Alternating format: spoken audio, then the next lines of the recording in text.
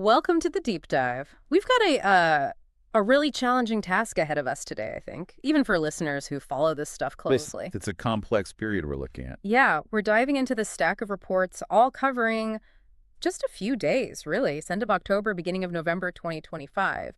But what a few days. A moment of extreme global policy uncertainty, that's for sure. Exactly. It feels like this tiny window, like 4 days maybe, October 29th to November 2nd. It just captures global powers making these huge decisions that, well, they're going to ripple out for years, aren't they? They absolutely are. Yeah. Economic, geopolitical, it's all intertwined here. Okay, so let's try and unpack this. We've pulled together sources that, honestly, they keep using phrases like data void or talking about severe instability. It's not like it's just one crisis happening in isolation. No, it's a collision. You've got multiple pressure points hitting all at once. Right. You've got this historic U.S. government shutdown, the longest ever. Then the Federal Reserve making critical calls without its usual toolkit. Plus, geopolitical tensions ratcheting up, major shifts in global trade, tech restructuring. It's a lot. It is. And what's really fascinating, I think, when you look at this snapshot, this specific time frame, Yeah. it just throws the constraints on power into such sharp relief. The core theme, really, running through all these reports, it's the risk of policy error. Because they're flying blind. Essentially, yes. Yeah. Leaders are having to act without the full picture. Think about it. Economic moves, diplomatic deals, even military deployments, they're all being decided based on, like, partial indicators, market noise, maybe some private data. Not the solid official stuff they usually wait for. Exactly. And that means risk calculations are just elevated. This inability to really gauge the system's health accurately, it just pours fuel on the fire of global instability. Okay, that sets the stage perfectly. So our mission here, for you listening, is to cut through that fog. Find the clearest takeaways, the most actionable insights you can use to make sense of this really volatile moment. Let's do it. Right. Let's start right there with the domestic situation, where those consequences of the data void were just screamingly obvious. The U.S. economic quagmire, the shutdown, the Fed, that whole mess. So, first up, October 29th. The Fed makes a big move. They cut the policy rate, right? It's right. A 25 basis point cut lowered the target range to 3.75% to 4.00%. And this was the second cut that year, so it confirmed they were kind of in an easing cycle? It certainly signaled that direction, yes. But the context? Oh boy. Yeah, let's talk about that context, because as you said, it wasn't normal, was it? Not even close. It really, it perfectly encapsulates the policy dilemma of late 2025. The Fed, the FOMC, they were caught between these two opposing forces. Analysts were calling them mounting crosswinds. Okay, what were they?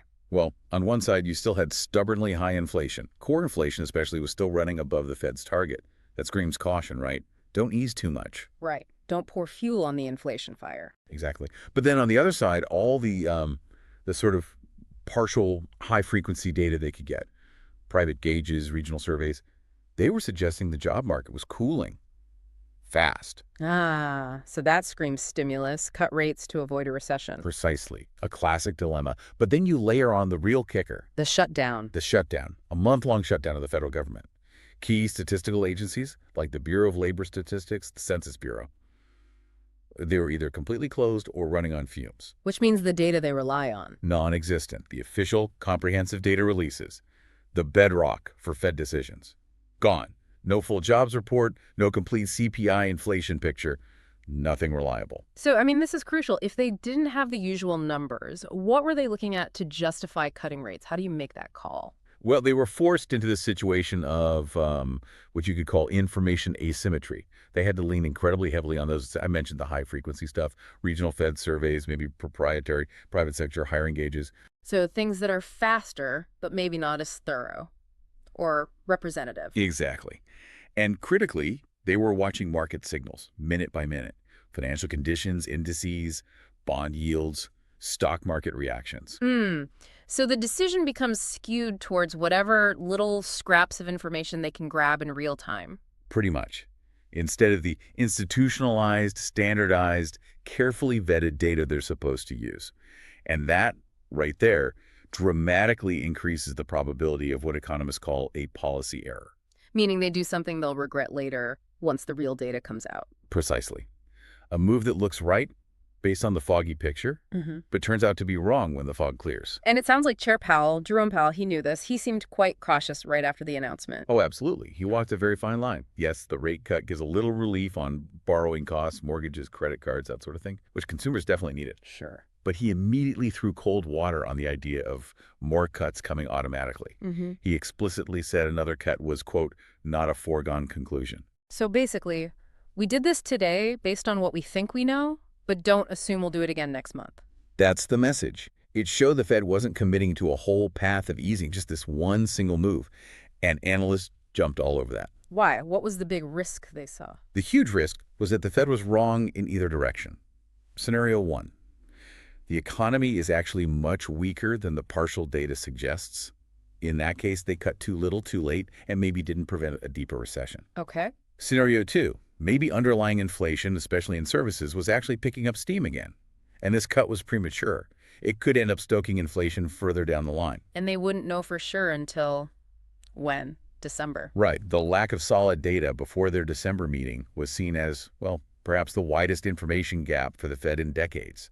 Huge uncertainty. Wow. Okay, beyond the main policy rate, the sources also flag something else, something more technical maybe, but revealing, about financial tightness. Yes, this is really interesting. It kind of seems to contradict the rate cut on the surface. Right at the end of October, banks started using the Fed's standing repo facility, the SRF, in record numbers. Okay, the standing repo facility, break that down for us. Why does that matter? It sounds complicated. It does sound technical, but it tells a really important story about the plumbing of the financial system. The SRF is basically an emergency cash window for banks. Right. Eligible banks can temporarily swap high-quality collateral, like Treasury bonds, for cash directly from the Fed. It's a critical backstop if liquidity dries up elsewhere. So normally banks borrow from each other. Yeah, normally they prefer the private interbank lending market. It's usually cheaper and easier. So when you see record usage of the Fed's emergency SRF window, especially at month end, it signals a couple of potentially worrying things. Like what?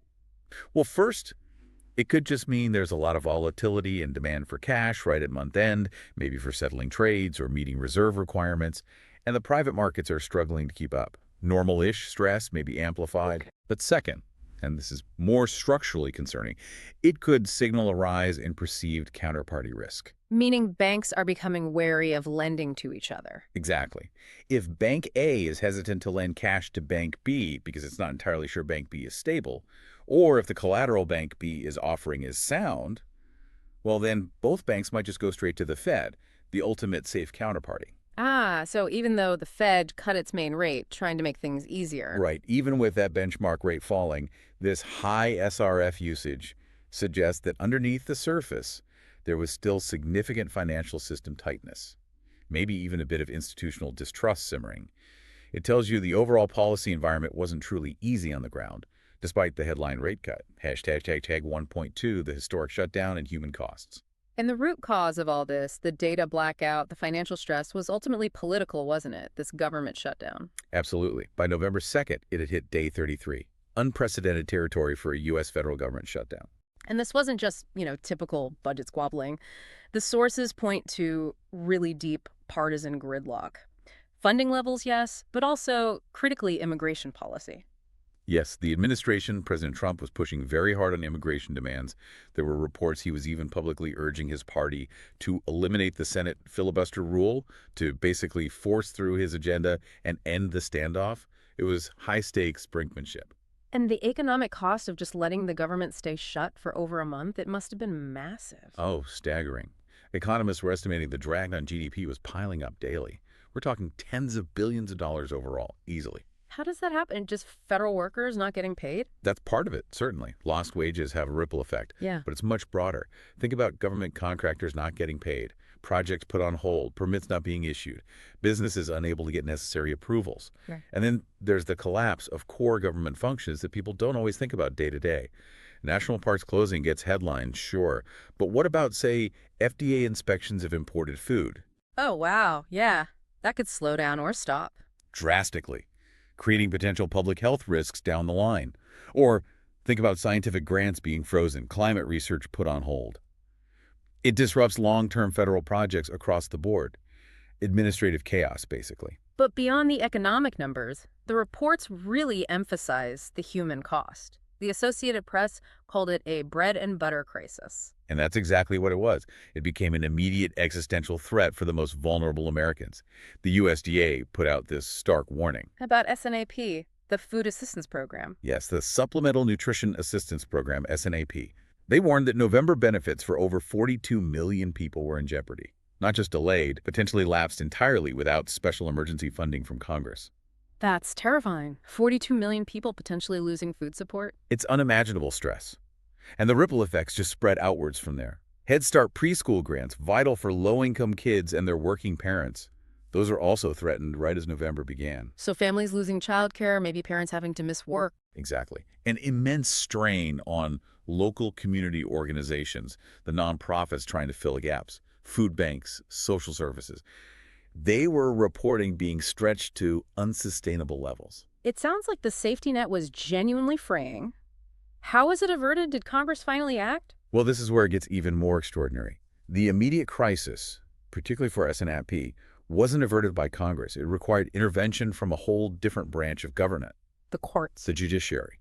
A federal judge in Washington, D.C. had to step in after days of really contentious legal arguments, basically fighting over who had the authority and responsibility to act when the legislative branch failed. The judge issued an order, Forcing the administration to do what? forcing the Trump administration to release emergency funds specifically for those SNAP benefits. It was a last-minute reprieve secured through legal action, not political compromise. That says so much about the breakdown, doesn't it? It really does. It highlights two critical things for you, the listener, to grasp.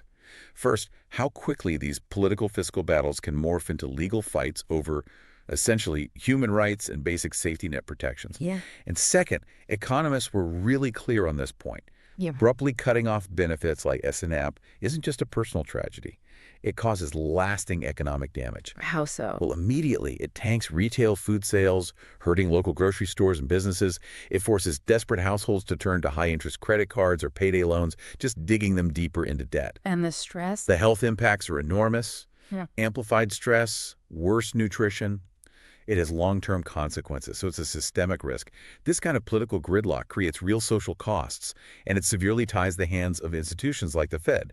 How can monetary policy work effectively if the fiscal side is completely paralyzed and actively harming the economy? Hashtag tag 1.3 big tech shifts amid economic cooldown. Okay, so we have this backdrop. Government shutdown, economic cooling, Fed flying blind. And then the labor market gets another shock, right? From a sector usually seen as booming big tech. Yeah, this adds another layer. It provides a really important structural insight into the broader economic mood, even amidst all the talk about the, quote, AI era. And the big player here was Amazon. Amazon was the bellwether, yes. They confirmed they were cutting about 14,000 corporate jobs as part of a major restructuring. 14,000 is huge. It is. And some related reporting suggested the total number, over time, could eventually reach as high as 30,000 corporate roles. This isn't just trimming the edges. It felt like a fundamental rethink of their structure. So what was the official reason? They mentioned AI, didn't they? They did. The executive framing was about removing layers in the hierarchy and refocusing the company specifically for this AI era, streamlining for innovation, that sort of thing. But you sound skeptical. Is that the whole story? Or is AI era just, convenient cover for recessionary cuts? Well, that's where you have to dig a bit deeper than the press release, right? For the last couple of years, Wall Street basically rewarded big tech for spending massively on AI infrastructure, buying tons of NVIDIA GPUs, building huge data centers. Right. The spending itself was seen as positive. Exactly. But this move by Amazon, and others are showing signs too, it signaled maybe a turning point, a maturing of that initial hype cycle. The market wasn't just content seeing companies spend on AI anymore. They wanted to see results. They wanted proof of return on that AI investment. And often, let's be honest, that return in the near term is defined by labor savings and efficiency gains. So the real insight is they're cutting jobs in perhaps less essential areas. Yeah, maybe areas like HR, marketing, certain middle management layers, non-core product teams. Yeah. Cutting those roles to free up capital and resources to double down on AI engineering and products that could show measurable, concrete efficiency payoffs. So it's an efficiency drive, really, dressed up in the language of technological revolution. That's certainly how many analysts interpreted it. And for the workforce, obviously, This just poured gasoline on the fire of anxiety. You've got the cyclical worries, the cooling economy, the shutdown uncertainty, and now you add these structural fears. Big tech isn't immune. Your job might be automated away or restructured even in the next big thing. It's a double whammy. Tells you the nature of work might be changing even faster than we thought. Precisely. A really important structural shift happening alongside the immediate crises. Okay, that's a vital point. We've laid out this picture of intense domestic uncertainty, the data void, the shutdown's impact, the Fed's dilemma, tech restructuring. Now let's broaden the lens, because here's where it gets really fascinating, I think. How does a superpower like the U.S. handle complex global diplomacy, trade negotiations, military strategy, when its own house is in such disarray? When the domestic policy machine is basically seizing up? It's a huge question. How do you project power and manage international relations under those conditions? Right. So we shift focus now from the Fed's constraints to how the U.S. and its rivals are navigating global markets and security. Let's start with the critical market, energy and OPEC+. Hashtag tag tag 2.1 OPEC plus Harvey's calculated pause in the oil market. Yeah, the oil market had been incredibly choppy leading up to this period. OPEC plus A, that's the organization of the petroleum exporting countries, plus allies like Russia. They'd spent the better part of the year trying to perform this delicate balancing act. Balancing what exactly? Two competing goals. On one hand, they needed to keep oil prices high enough to fund their national budgets. Many of these countries rely heavily on oil revenue. Oh, support prices. But on the other hand, they'd made some deep production cuts earlier to achieve those high prices. Now they were trying to slowly regain some of the market share they'd given up without crashing the price they'd worked so hard to establish. It sounds like walking a tightrope. A very fine line, exactly. So on November 2nd, the alliance holds a key meeting. And their decision was really interesting, very carefully calibrated. What did they decide? More cuts. Hold steady.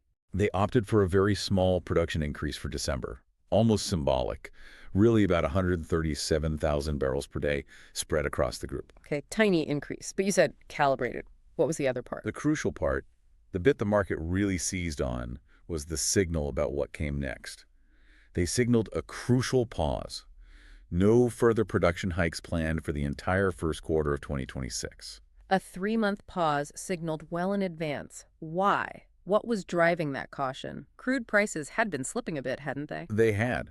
And that pause reflects some serious concern within the alliance about a potential market glut forming early in the new year. A glut. Too much oil. Why? They saw a few factors converging. First, just the natural increase in supply as they slowly unwound some of those earlier, deeper cuts. Supply was already creeping up. Okay. Second, the potential impact of new sanctions hitting Russia. The thinking was this might force more Russian oil onto the global market, maybe through gray channels or at discounts, but still adding to overall supply. Right. Sanctions don't always reduce supply immediately. Sometimes they just reroute it. And third, and this connects back to our Fed discussion, they saw persistent kind of lukewarm global demand growth. The global economy was cooling, inflation was biting, demand just wasn't roaring back. So rising supply, uncertain demand, recipe for falling prices. Exactly. If they just kept automatically adding barrels back to the market each month, they risked pushing prices down sharply, maybe below $70 a barrel, maybe even testing $60 early in 2026. That would hurt their budgets badly. So the pause was preemptive, trying to stop that from happening. Precisely. By signaling that Q1 2026 stand down, they were specifically trying to manage expectations and reduce what analysts call the downside tail risk for crude prices. Okay, downside tail risk. Explain that for listeners who aren't familiar. Sure. Think about potential future oil prices like a bell curve, a normal distribution. Most likely outcomes are clustered in the middle, around the current price maybe. Yeah. The tails are the low probability but high impact events way out on the edges. Like a sudden price crash. Exactly. That's the downside tail. By pausing future supply increases, OPEC Plus was essentially removing one factor that could have triggered a kind of crash, the risk of them flooding the market themselves. It's like buying insurance against the worst-case scenario. So a strategic move to stabilize things, but the very facts they felt they needed to do it Underscores just how fragile they viewed the global energy demand picture at that moment. Quite telling. Hashtag tag 2.2 U.S.-China de-escalation and new tariffs. Oh, okay, let's pivot from energy markets to the biggest trade relationship on the planet, U.S.-China. This has been defined by friction, tariffs, tech wars. Just constant tension. Relentless tension, yeah. Threats of new tariffs, new export controls. It felt like it was constantly escalating. But then, right in this period, there was a summit. President Trump met with President Xi Jinping, and they actually agreed on a pause, a cooling off period. They did. A one-year cooling period on some very specific, very sensitive commercial flashpoints. It definitely caught the market's attention, generated what people call breathing room. What exactly did they agree to pause? It was quite tactical. Beijing agreed to hit pause on some newly announced export controls on rare earth minerals. Ah, those are critical, right, for high-tech manufacturing? Absolutely critical. Things like neodymium, dysprosium, but they're essential for the powerful magnets used in electric vehicles, wind turbines, advanced aircraft, missile guidance systems, a whole range of strategic industries. China dominates the supply. So pausing controls on those is significant. What did the U.S. pause? Washington, in return, paused the planned expansion of a Commerce Department blacklist, the Entity List. Expanding that list would have further restricted Chinese companies' access to high-end American technology, especially advanced semiconductors and the tools to make them. Okay, so a specific quid pro quo. China eases off on rare earths. The U.S. eases off on the tech blacklist expansion. Exactly. It looked like a very careful mutual attempt to step back from the brink on issues that could cause immediate severe damage to their own strategic supply chain's defense, high-tech, green energy. They basically put the most explosive parts of the trade war on hold for 12 months. Sounds like a win for stability then, at least temporarily. But the sources said trade hawks on both sides were pretty dismissive, called it just tactical maneuvering. They did, and probably rightly so, because the fundamental structural rivalry, that didn't change one bit. How so? Well, neither side actually gave up its leverage. The U.S. Entity List, still active, still powerful, they just paused, making it bigger. China's threat to weaponize rare earths, suspended, not withdrawn. They can bring it back any time after the year is up. So it's more like a ceasefire than a peace treaty. Exactly. It gives companies maybe a year to adjust procurement plans to breathe a little easier about sourcing critical components for 2026. But it doesn't resolve any of the underlying conflicts over technology leadership, intellectual property, market access. Those are all still there, simmering. And we know this wasn't some grand move towards peace because, almost in the same breath, the U.S. actually escalated the trade war on another front. This is where it gets, frankly, quite confusing from a policy perspective. Even as this high-level pause on tech and rare earths was being announced, boom, November 1st, a brand new, pretty hefty 25% tariff on imported medium and heavy-duty trucks takes effect. 25% on big trucks. That seems targeted. Very targeted. It was explicitly part of the administration's broader push, what they call industrial policy, aimed at shielding domestic manufacturers, particularly in the auto and heavy vehicle sectors, and trying to force supply chains back onto U.S. soil. Reshoring. Okay, so protecting American truck makers. But who does that hurt? Who exports trucks to the U.S.? Well, business groups immediately started screaming about it. They warned this tariff would just raise logistics costs across the board. Think about it. Everything moves by truck eventually. Higher truck prices mean higher shipping costs for everyone. Right. And the country most immediately hit, America's single largest source of imported trucks, Mexico, part of the USMCA trade bloc, supposedly a partner. So it creates friction even within North America. Absolutely. And the fundamental takeaway here for any global business, for you trying to understand strategy, is this completely fragmented approach. You're navigating this bizarre patchwork of policies. De-escalation here, new barrier there. Exactly. Pause the tech war with China, slap a huge tariff on trucks from Mexico. It underscores this clear turn towards favoring domestic industrial capacity, yes. But the way it's being implemented through these seemingly erratic stop-start tactical moves, it just creates profound, almost guaranteed long-term instability for anyone trying to manage a global supply chain. How do you plan for that? Hashtag TACTAC 2.3, nuclear testing shock. Okay, if the trade policy was a patchwork, maybe confusing. Okay. The next move we need to discuss was just a shockwave, a geopolitical thunderclap. Yeah, this one landed differently. October 30th, President Trump issues a directive to the Pentagon. To do what? To immediately prepare to resume explosive nuclear weapons testing. Explosive testing, like actually detonating a nuclear bomb underground. That's the implication, yes. The justification given was that the U.S. needed to match alleged activities by China and Russia to ensure the reliability of the U.S. arsenal on an equal basis. But the U.S. hasn't done that in decades, right? There's been a moratorium. A very long-standing moratorium. The U.S. conducted its last explosive nuclear test way back in 1992. For more than 30 years since then, the policy has been to maintain the arsenal's safety and reliability through other means. Like computer simulations. Exactly. Highly sophisticated computer modeling, laboratory experiments, and what are called subcritical tests. Experiments that use nuclear materials but don't reach the point of a self-sustaining nuclear chain reaction, an actual explosion. These are done at places like the Nevada National Security Site. So the argument for resuming explosive tests usually revolves around needing to be absolutely sure the modern designs work or that the old ones haven't degraded. Was there evidence presented that the current methods weren't working, that the arsenal was genuinely compromised? And that is the absolute core of the debate that just exploded, pardon the pun, the moment this directive came out. Supporters argued, yes, simulations can only take you so far. Especially with aging warheads or when validating completely new designs, they argue only a full explosive test gives you 100% certainty. And they point to China and Russia modernizing their arsenals. Right. They frame it as keeping pace, ensuring deterrence remains credible.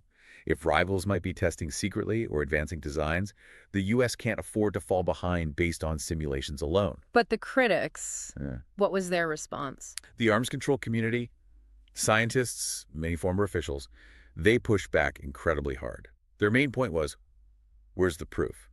The sources we reviewed didn't indicate any specific quantifiable evidence being presented publicly showing that the existing stockpile stewardship program was failing or that warheads were actually degrading in a way simulations couldn't account for. So they saw it as unnecessary, or worse. They tended to view it primarily as a political signal, a muscular statement intended to rattle rivals, maybe gain leverage in arms control talks, or just project an image of dominance rather than something driven by urgent technical necessity. And the risks of sending that kind of political signal with nuclear weapons, they're astronomical. What were the immediate geopolitical ripples? Huge alarms went off everywhere, the biggest fear, that this move would shatter the global norm against testing.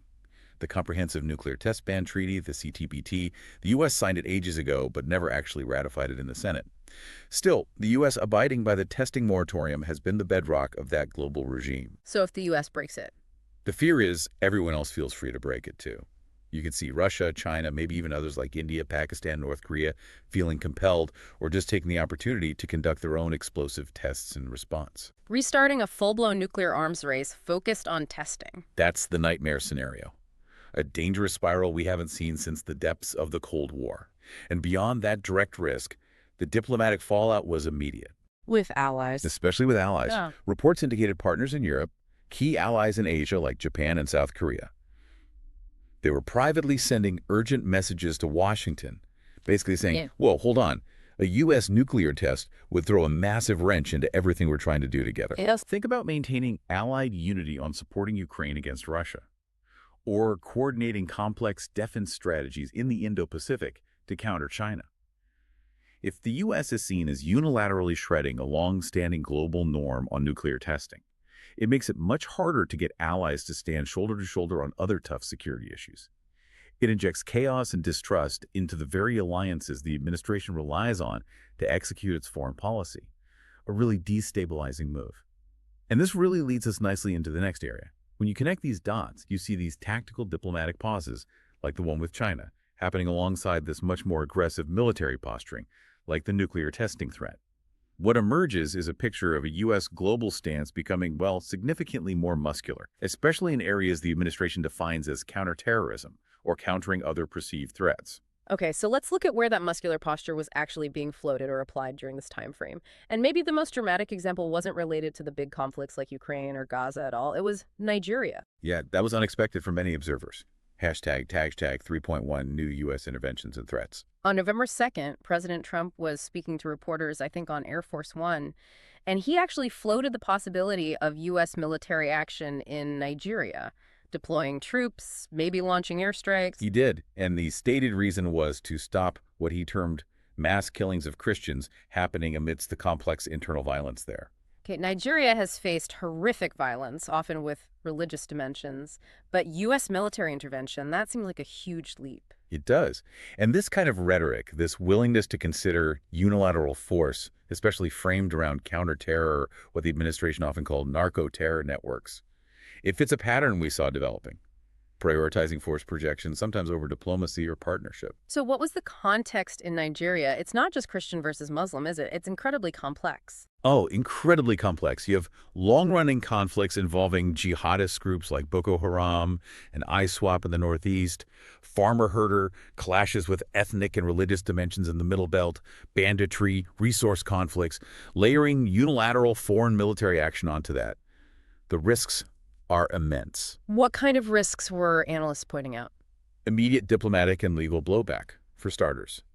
Any U.S. strikes or troop deployments without a clear invitation from the Nigerian government or a very strong international mandate like a UN resolution would likely be seen as a violation of sovereignty. Major diplomatic fallout. Okay. But maybe even more critical is the danger on the ground.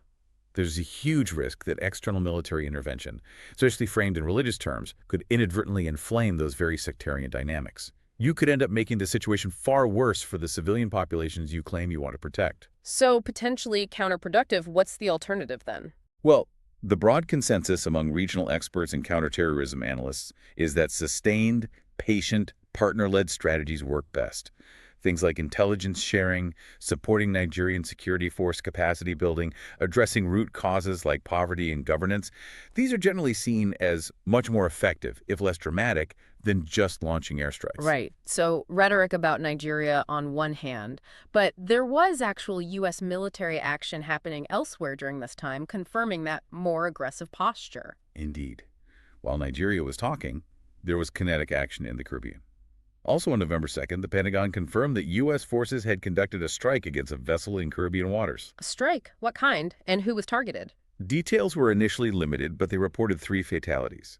The targets were identified by the Defense Department as narco-terrorists. Narco-terrorists. That's a specific term. It is. It links drug trafficking networks with groups labeled as terrorists, suggesting the drug money funds violence or extremist activities. And this wasn't a one-off incident. The reports noted it followed an earlier strike in the same general area. So it suggests an ongoing campaign.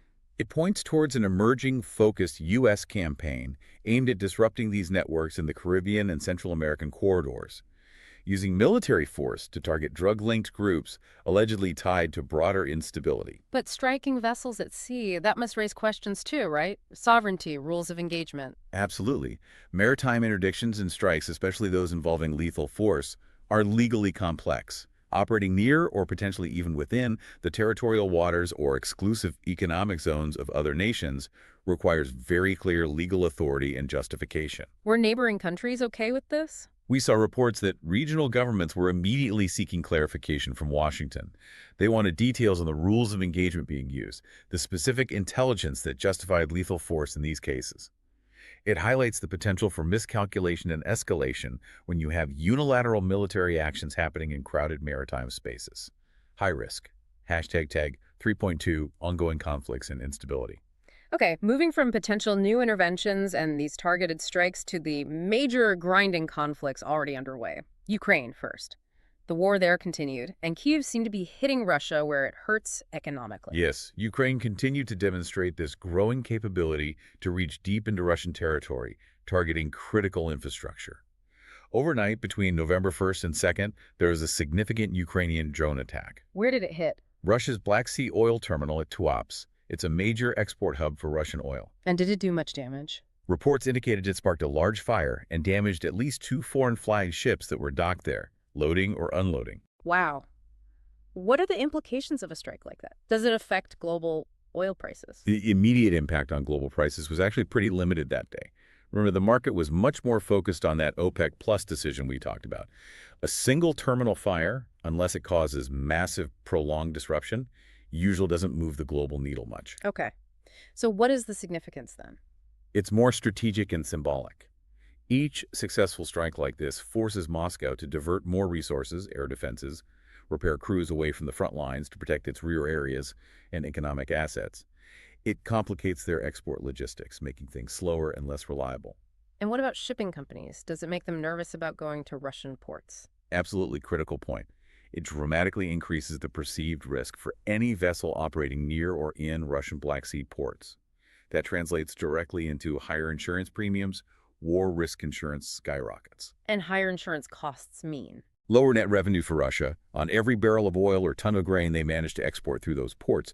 So even if the physical damage is repaired quickly, Ukraine is finding these asymmetric ways to impose real economic costs on Moscow, eroding their financial base for the war effort. Part of the long game. Okay, shifting south now to the Middle East. There was a truce in place between Israel and Hamas, brokered by the U.S. Wasn't there? How was that holding up? Fragile is the word. Very, very fragile. It had brought a pause in the major fighting, which was desperately needed. It allowed some humanitarian aid in and some limited exchanges of hostages and prisoners. We saw reports about hostages being returned. Yes, on November 2nd specifically, Israel confirmed receiving the bodies or remains of 3 more hostages who'd been held in Gaza. They were transferred via the Red Cross. So that element of the agreement was functioning, albeit grimly. But fragile. What were the problems? Well, disputes kept flaring up over delays and interpretations of the deal. Hamas, for instance, claims some remains were located deep inside tunnel networks in southern Gaza, making recovery extremely difficult and slow, leading to Israeli accusations of stalling. And was the ceasefire itself holding? No farting at all? There were reports of sporadic violence continuing. Clashes, maybe rocket fire, incidents along the perimeter.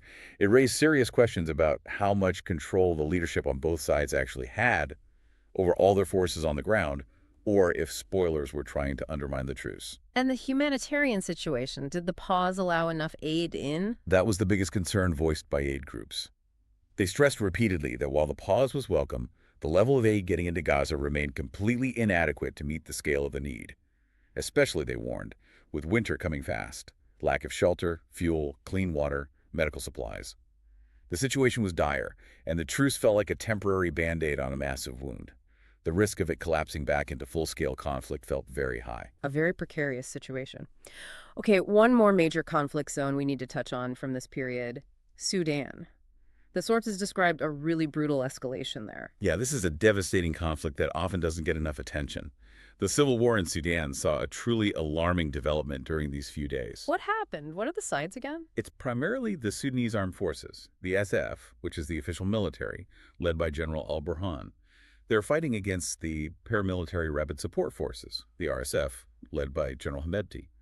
This fight exploded out of a power struggle after a coup, but the RSF has its roots in the Janjaweed militias, notorious for atrocities in Darfur years ago. Okay, so SF versus RSF. What was the escalation? The RSF managed to capture a really key strategic city in the Darfur region, El Fasher. Why was El Fasher so important? It was basically the last major urban center in the entire vast Darfur region that wasn't already under RSF control. It was a stronghold for the SF and allied groups, and a refuge for huge numbers of civilians displaced from other parts of Darfur. So its fall was a major turning point. A catastrophic one. Reports immediately surfaced of mass displacements, hundreds of thousands fleeing again, and deeply disturbing allegations of massacres, ethnically targeted violence, looting, committed by the advancing RSF forces. Oh, God. Echoes of the past in Darfur. Exactly the fear. The United Nations immediately condemned the violence in the strongest terms. International aid agencies sounded the alarm, warning that the humanitarian crisis, already severe, was now entering an even more dangerous phase. Relief efforts were overwhelmed, refugee flows into neighboring Chad and South Sudan surged. The capture of El Fasher basically signaled a potential consolidation of RSF control over Darfur, achieved through brutal means, and a deepening of the nationwide catastrophe. Right, we've covered a lot of ground on the policy failures, the geopolitical maneuvering, the active conflicts, all made worse by that domestic data void and shutdown. But crises don't just come from politics, do they? What happens when natural disasters or crime or disease hit communities that are already stressed? Yeah, these forces can compound existing instability in really dangerous ways. This period saw several examples. So let's shift focus a bit to how communities were coping, how systems were responding or failing to respond to these other pressures. And maybe we can end on a slightly lighter note, a moment of shared culture. Hashtag 4.1, crisis and response, public health and security. Okay, first, the immense power of nature. Hurricane Melissa. The reports called it a Category 5, one of the strongest recent Caribbean storms. Yes, a monster storm. It carved a path through the Caribbean, hitting Jamaica, Cuba, and Haiti especially hard. What was the impact? Fatalities. Tragically, yes. The reported death toll eventually climbed to at least 49 across the affected islands. But beyond the immediate loss of life, the economic devastation was just immense and structural. How so? What kind of damage? Well, take Jamaica, for example. Reports highlighted severe losses in their agricultural sector.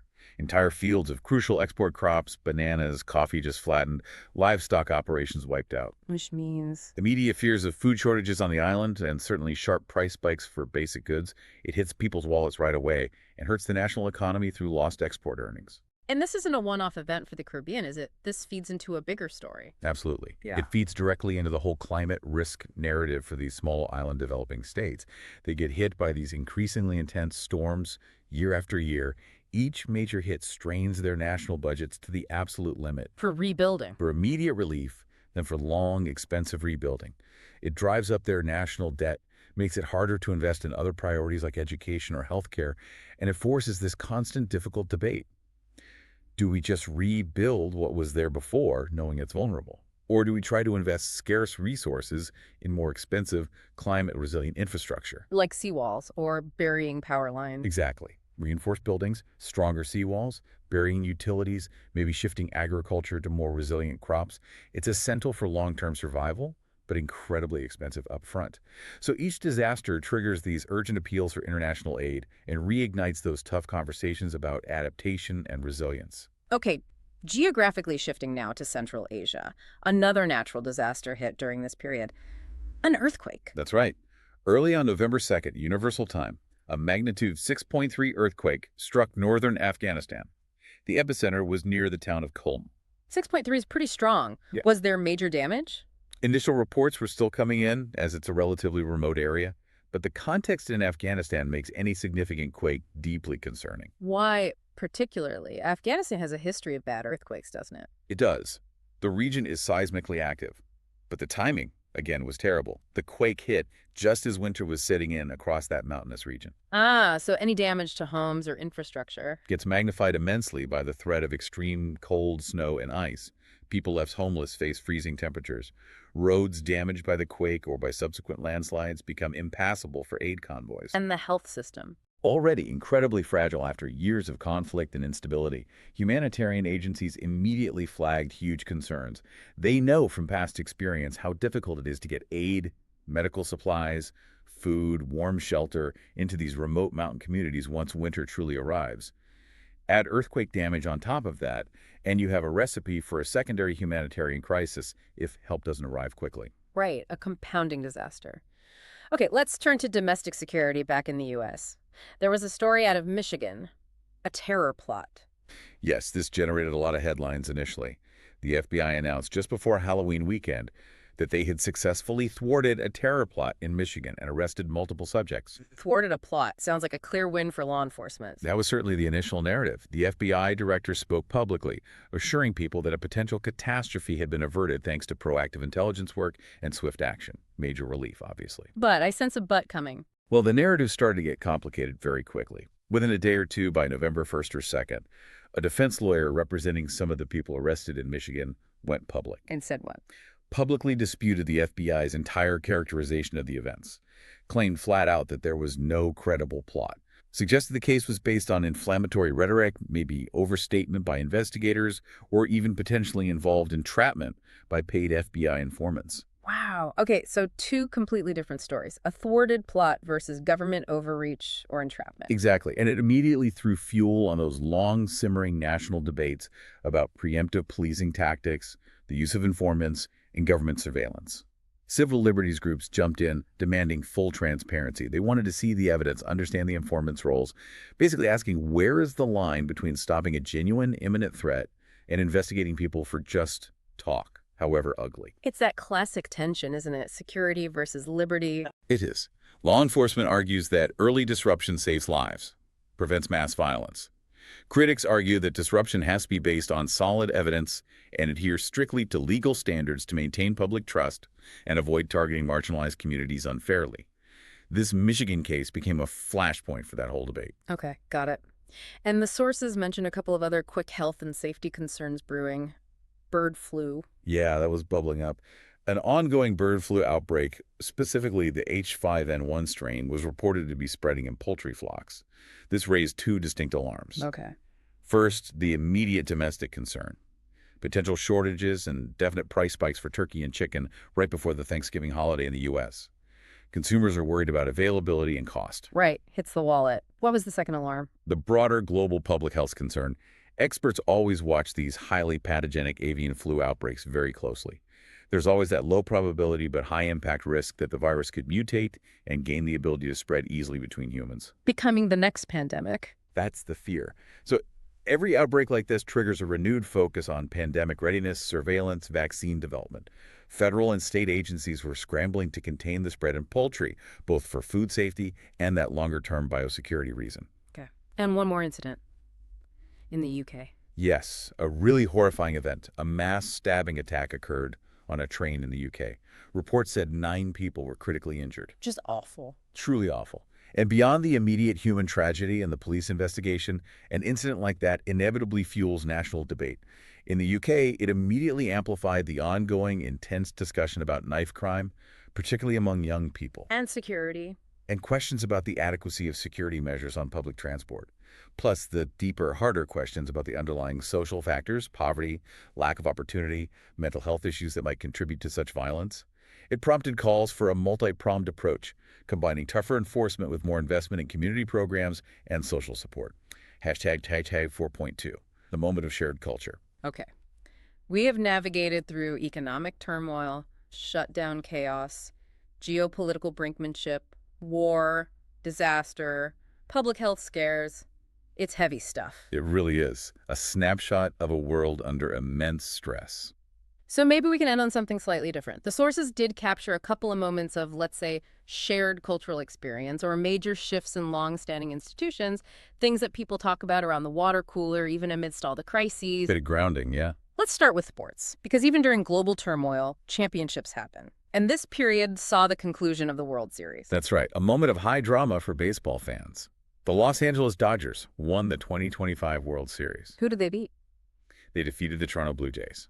And it wasn't easy. It went to a full 7 games, and Game 7 itself went into extra innings.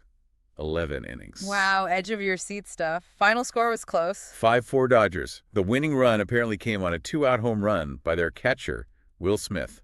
Clutch hitting. I bet Los Angeles went wild. But what's the bigger significance here, beyond just one championship? Dynasty. By winning back-to-back titles, the Dodgers became the first team in Major League Baseball to repeat as champions, since the New York Yankees did it way back in the late 1990s, 1998-2000. Ah, okay. So it cements their status. Absolutely. This marked their 3rd World Series title in just 6 seasons. It really solidified them as the dominant baseball powerhouse of this era. And the series MVP, Yoshinobu Yamamoto, apparently his performance, especially out of the bullpen in high-leverage spots, was key. It's a little island of sustained excellence and predictable competition in a sea of global unpredictability. A nice distraction, maybe. A distraction indeed. Right. And across the pond, as they say, another institution was dealing with its own internal reckoning, the British monarchy. Yes, a significant development there regarding Prince Andrew, the late Queen's second son. He'd been embroiled in controversy for a while, linked to Jeffrey Epstein. For months, yes. Years, really. Following all the controversy, the legal troubles, the disastrous television interview.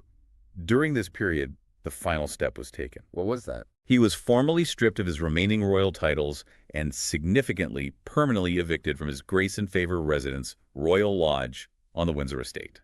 Wow. So basically cast out entirely from official royal life. Pretty much. A very decisive move, reportedly pushed by King Charles and Prince William, aimed at protecting the institution's reputation. It came after immense, sustained public pressure demanding accountability. And what does a move like that signify beyond just one individual? Well, while it was seen by many as necessary to uphold standards and draw a line under the scandal, it inevitably reignited those broader, recurring debates about the royal family itself. Like Questions about its future role in a modern society, the cost of the monarchy, transparency around royal finances and conduct. When you see such a senior royal figure removed so publicly, it naturally prompts people to ask bigger questions about the purpose and accountability of the whole institution. It underscored the pressure even ancient institutions face to meet modern ethical expectations, which, interestingly, kind of parallels the accountability crisis we saw with the government shutdown back in the U.S., doesn't it? Different context, similar theme of public trust and standards, hashtag #OutTRO, synthesis and final thought. So when we try to pull all of this together, this incredibly packed, intense 4-day window from late October to early November 2025, what's the big picture? I think the overwhelming conclusion is just how difficult, how constrained the environment was for policymakers everywhere. Yeah, constrained seems like the right word. You had the Federal Reserve in the U.S. basically handcuffed by that domestic shutdown, that data blackout, forced into making this major rate cut decision based on incomplete, potentially misleading information. A huge gamble, really. You're right. And at the exact same time, you see global powers engaging in these incredibly complex, almost contradictory diplomatic and military dances. A tactical truce with China on tech and rare earths, announced almost simultaneously with aggressive new tariffs on trucks and the shocking threat to resume nuclear testing. It's like hitting the brakes and the accelerator at the same time. It really highlights that feeling of operating in fog, doesn't it? That information asymmetry you mentioned earlier, the knowledge we get from digging into these sources, it emphasizes complexity, it emphasizes uncertainty, much more than any kind of clear path forward. Exactly. So for you listening, maybe the most important takeaway is understanding those constraints. Recognizing that the economic instability, the data void created by things like the shutdown, these aren't just background noise. They are actively shaping how major powers operate, the kinds of risks they're willing to take, the kinds of policy moves they make. You're not just tracking the actions themselves. You have to track the severely limited conditions under which those actions are being taken. That's key to anticipating what might come next. Absolutely. So after wading through all this, what stands out most to you? What's the lingering question? For us, I think it really centers on the coherence, or maybe the incoherence, of U.S. industrial policy during this snapshot. That's interesting. Why specifically? Well, you have this move with China, the one-year pause on rare earth controls, pausing the commerce blacklist expansion. On the surface, that looks like de-escalation, right? An attempt to stabilize critical technology supply chains. Okay. Yeah. Seems logical if you want to de-risk. But then literally at the same time, the U.S. imposes this brand new, very aggressive 25% tariff on medium and heavy-duty trucks, a move that directly hits key North American trading partners and raises costs across the domestic economy. Right. Pause here, attack there. Exactly. So the provocative thought you want to leave you with is this.